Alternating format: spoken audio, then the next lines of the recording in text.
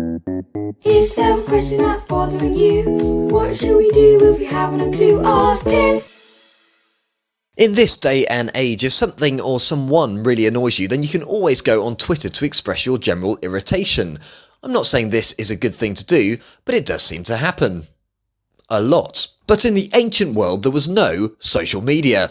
I know, shock horror. So if you were annoyed about something and wanted to exact revenge anonymously, then placing curses on people via the local gods was probably your best option. In the ancient English spa town of Bath, archaeologists have found an amazing range of ancient curse tablets.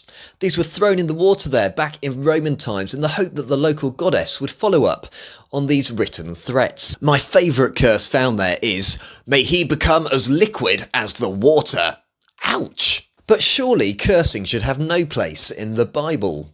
Yet in the Old Testament we sometimes find the prophets and the psalmists cursing people, places and nations. For example, one of the oddest stories in the Bible comes in 2 Kings 2, where Elisha the prophet encounters a large group of young men who begin to mock him by shouting "Baldy!" So in the absence of being able to troll them on Twitter, Elisha curses them, with the result that 2 bears come out of the woods and attack 42 of these lads. Now, I obviously have some sympathy with Elisha here, but this does feel a slight overreaction. Now, there are ways that you can try and explain why God allowed Elisha's curse to work in this particular situation, but this story remains a bit uncomfortable to say the least. At the end of the day, I don't know or understand why God responded to Elisha making this particular curse, but I do know how God appears to respond to the idea of curses in general. He responds to them according to his character, and he often turns them on their head. For example, there is yet another strange story about cursing that appears in chapters 22 to 24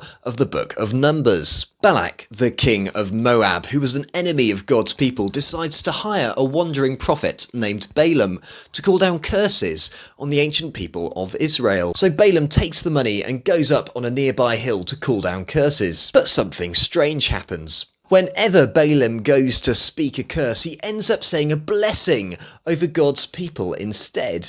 This ends up happening 3 times, and as you can imagine, the king of Moab was not best pleased. But the prophet Balaam says, "Must I not speak what the Lord puts in my mouth?" God has a track record of turning curses into blessings.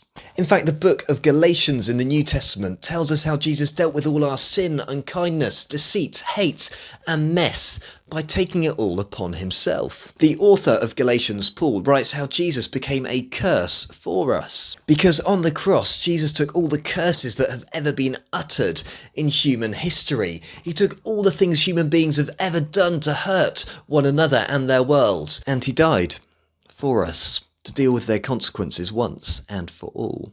And because he did this, the blessings of a life filled with hope and purpose and the promise of eternal life to come are available to us. So I don't really know why God allowed the Old Testament prophets to curse people for seemingly minor things. But I do know that God eventually causes curses to become blessings.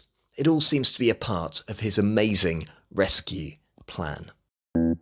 Is there a question that's bothering you? What should we do if we haven't a clue? Ask Tim!